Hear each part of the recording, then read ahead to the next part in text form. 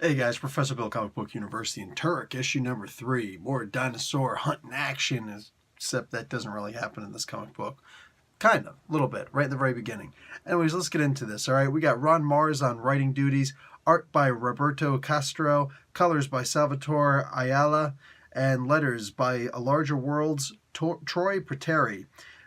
Cover A by Rags Morales and George Sutil, and cover B by Butch Juice and Dan Brown. All right, so this is a Dynamite Comics book, and Turok and his brother talking with this girl who's actually from 2019. Meanwhile, these guys are from 18 blah blah blah.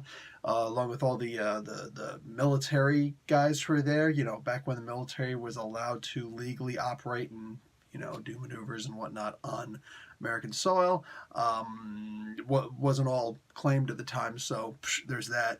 But anyway, they find a crystal pyramid, and they have to go to this crystal pyramid, and they have to find a way home.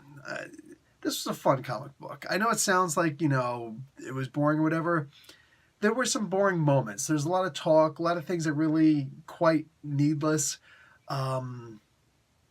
It ended very interestingly, though. I was literally thinking to myself throughout the whole book, I don't know how much I want to read the next issue. And then all of a sudden, well, basically Brainiac appears. Not quite. It's Dynamite comic books, I might remind you. But, yeah, it looked like Brainiac appeared. Brainiac with the Infinity Gauntlet. How about that? Think on that one, all right? Mull that one over.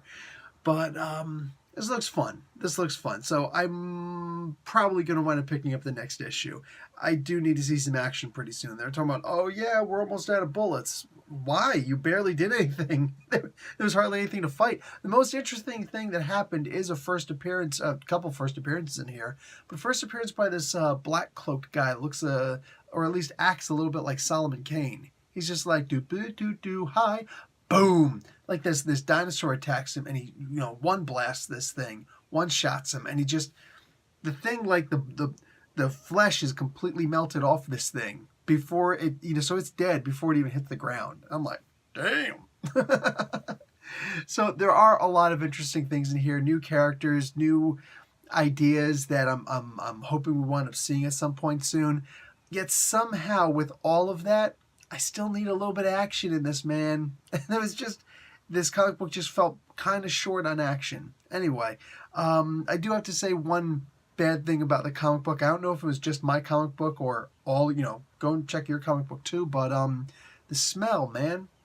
The smell just smelled really weird. I don't know what it is. Maybe it's the plastic that's being used for this. I don't remember other comic books typically smelling like this.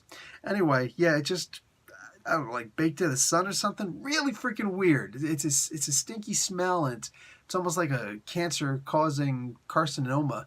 Like, what the frick, man? Are we actually going to have, like comic book carcinogens here? The polychlorinated biphenyls are just filling up the air. We're all going to die from the chlorofluorocarbons. Not cool, man. Not cool. So, we need to have a conversation about the smell. Go ahead and take another whiff of yours. Not too close, because if it does stink bad, you might get cancer and die. I don't know what to tell you, man. Like, I'm literally thinking to myself, like, dude, I opened my window. Y'all might notice it sounds cool. Like, the birds are outside, right? Nah, bruh. Like, it smells bad. Anyway, guys, aside from the smelliness, hopefully yours is better. This was a fun comic book. Gonna leave it at that. Hope nobody gets mad. It smells bad. Professor Bill, Comic Book University. Class dismissed.